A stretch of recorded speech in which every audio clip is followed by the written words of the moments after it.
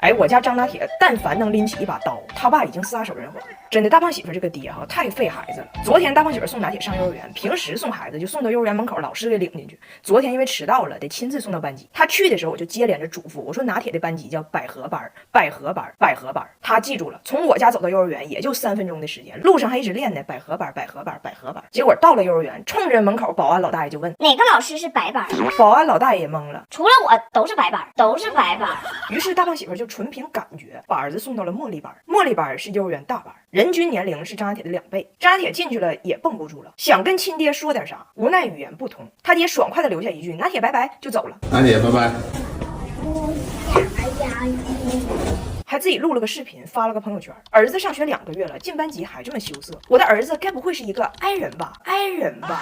过了10分钟，老师给我发微信说您的儿子被送到了幼儿园大班。张大铁小朋友没有慌，自己走出来遇到了园长，最终被带回了属于自己的社交圈层。我就问他，我说百合班，百合班多简单，你记不住吗？他说那保安老大爷说全幼儿园除了他全是百合班，属于公开课，属于公开课。而且咱家拿铁2岁，别的孩子4岁，那也没差多少。我说这差的是1倍，这就相当于你老了拿铁送你去敬老院，就你70，别老头都140。他说那这哪是敬老院，那不博物馆？博物馆。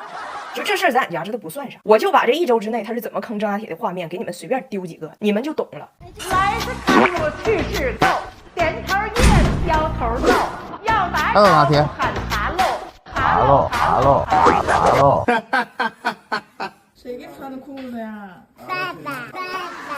就大胖媳妇这么带孩子能长这么大，纯属是靠命。很多细心的事还真得靠我妈。孩子用的东西都精心挑选。拿铁小时候虽然皮实，但是皮肤敏感，多亏他选了好奇屁屁面膜纸尿裤，尿便分区面层，精准吸收，还加了维稳精华，呵护屁屁不怕红，贼安心。你以为就俺家小猴是这个待遇吗？不，美丽的翟奥达也遭遇着同样的命运。上次翟奥达一个朋友过生日，马上去人生日 party 了，买的礼物还没到呢，没办法，翟奥达就空手去的，就很尴尬。他爸带着孩子们就去了生日 party 的儿童乐园，看到场景灵机一动，心生一计，他告诉翟奥达一会儿爸下楼给你这朋友买个礼物，但是在那之前你这么说。于是翟奥达非常骄傲地站在高处，通知了全场。我先给到我今天的第一份礼物，我的爸爸能让你们所有人飞，所有人飞。最终翟奥达的爸爸他没有食言，他真正做到了一胖落万物飞。我的婆婆温迪当时也在场，一脸震惊和不解。我以为他会去阻止他的儿子，谁料到说时迟那时快，温迪一把把怀中的张大铁塞给了我，冲他儿子喊带我带我，然后纵身加入。哎，你们相信不？其实《再见爱人》里这个麦琳她嫁错人了，她有一个绝配，就是俺家大胖媳妇儿。哎，真的，麦琳要是嫁给了大胖媳妇儿，那真是嫁到了他的新趴上。最近我在跟大胖媳妇儿，我俩一起追《再见爱人》，这个麦琳不是说啥话都绕着弯子，老让你听她的弦外之音吗？给别人都整懵了。但是巧了，大胖媳妇儿根本听不懂弦外之音，她听人说话只听字面意思。那天我看麦琳跟李阳亮生气了，说自己不录了，我这边看着这个憋得慌，结果人大胖媳妇儿耶，我们录了。你为什么不开心？他要走了，他要走了。但说实话哈，大胖媳妇这个听人说话只听字面意思，完全不内耗这个特质，她只适合麦琳这种性格，因为她不会被她耗进去。但对我而言呢，她有点耗我，还耗张大铁。有很多时候哈，别人的这个弦外之音都得张大铁替他爸翻译。我妈最近在给自己装修新房子，然后那天俺俩跟我妈选电视的时候，我就跟大胖媳妇说，我说你就信我的，买最大的。我妈就是爱面子，爱排场，你就买最大的。大胖媳妇说，那电视也不是说越大就越好，咱得亲自问问我丈母娘说她到底要多大的。然后我们就给我妈打电话了，我妈是这么说的，反正你二姨家不就买个75寸的吗？75的吧，你老姨家整80多，气派是气派，但是吧，其实我还真是我不愿意跟他们攀比，挺老贵的，反正也是你哥和你小弟就非得给买嘛，说是尽份孝心。我确实就是我不比他们大2岁嘛，我就确实是我有时候在你老家看小电视，我就看着可费劲了，眼睛都干了。挂了电话，我转头问大胖媳妇，所以我妈需要什么？需要药水，需要药水。给我急的，我跟俩孩子说，你俩告诉我给姥姥买什么？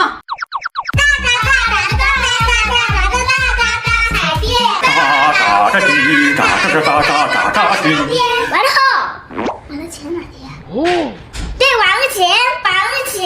所以你看跟他有啥话就得直说。你看我妈念叨喜欢拍照，她说可以给我妈报班学摄影，我说你歇歇吧，快把小米15手机给我妈送过去，徕卡光学硬件素质拉满，拍出来的人一看气血就好，白里透红， AI 算法直男拍法也出片，跟苹果设备传照片都很方便。我都懒得跟大胖媳妇解释了，爱咋咋地吧。但我觉得可以让张大铁试一下，我说张大铁你能不能找个机会跟你爸唠一下，跟他说一说这个道理，就是人有的时候说的话是这样说的，但他意思是相反的。爸爸，你懂吗？姥姥说它不要太大，意思就是它要最大。为什么？吃饭的时候，妈妈说咋不撑死你呢？妈妈是要撑死你吗？妈妈是说，你别撑死我。真的吗？真的。的。我看电视的时候，妈妈说你一直看啊，你别睡觉，明天也别上学。妈妈是让你不睡觉吗？不是，妈妈是让我睡觉。对啊，你少看电视。不是，你问妈妈要自行车的时候，妈妈说我看你像个自行车，是说你像自行车吗？对啊，为什么？因为妈妈说我像自行车。不对，妈妈说的是我像自行车。我像自行车。我是自行车。妈妈说我像自行车。你这都掉。我像自行车。爱咋咋地吧。我和大胖媳妇接到了一个节目的邀约，邀请我们夫妻俩去一个挺盛大的晚会，唱一首歌。可以唱的歌曲有好几个，我们还可以挑。当时吧，我有点犹豫，我觉得大胖媳妇汉语太不好了，别说人家还想让我俩真唱，就哪怕是随便她假唱，她那口型都对不上。但是大胖媳妇听说了，她非常自信，她说她歌唱的那正经好呢。平时都是因为我只给大家展示她滑稽的一面，都不曾展示她真正的才华。跟我说她想去，就给她2天时间练，肯定没问题。然后我们就在办公室练了一整天。第一首备选曲目是《天仙配》。树上的鸟儿成双对，树上的鸟儿，树上的鸟儿，树上的鸟儿，树上的鸟儿。我当时啊，我真心话，我真是使出我所有的耐心教他的。树上的鸟儿成双对，水青色在笑颜，在笑颜。唱完我们都懵了，然后他问我们，这不跟原唱一模一样吗？中间还有一段我俩需要表演一个小的舞蹈动作。你我好比鸳鸯娘。夫妻之光。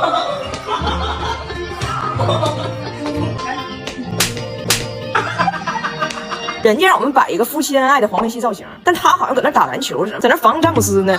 一双飞，防不是你老说你防我干啥呀？完了。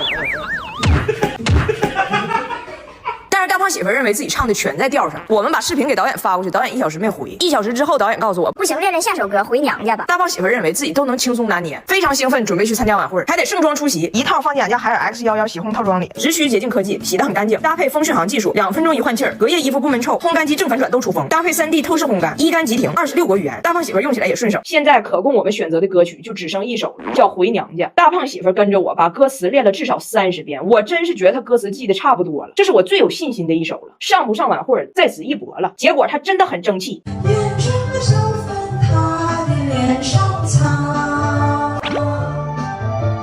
种一只鸡，养上一只鸡，把我吃上一个娃娃娃呀，咿呀咿呀咿呀二对。